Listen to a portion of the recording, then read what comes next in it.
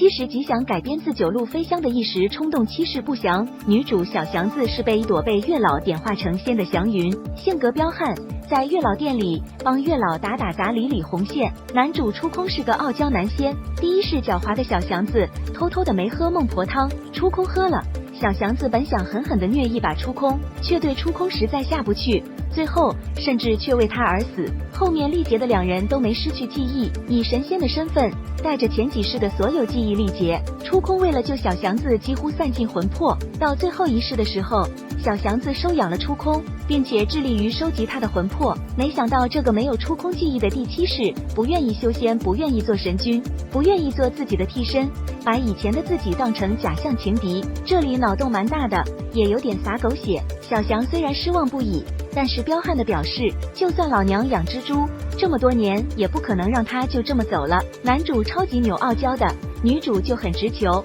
抓住问他是不是喜欢他，他就黑脸走人，但不影响女主的彪悍直接。他从来不受别人的影响，拼尽全力做自己认为该做的事，真的很猛。七十吉祥和苍兰诀是同一个公司的，本来七十吉祥杀青特辑和服化路透已经拉起了大家的期待，苍兰诀热度破万之后，恒星引力制作能力和审美被认可，期待值又被拉高。还有一点就是七十吉祥两位主角都不是极端强或者弱的人设，而是两个普通小仙欢喜冤家，所以不一定极端吸粉。小说原著中月老、阎王、玉皇大帝、孟婆等传统神话色彩和喜剧感特别强，选角方面配角别出心裁的用了很多喜剧演员，也是为了加持喜剧感。原著剧情节奏快，喜剧感，故事副本多，制作精良，美术审美好。男主丁禹兮演技好，女主杨超越性格贴人设，多个喜剧人加持。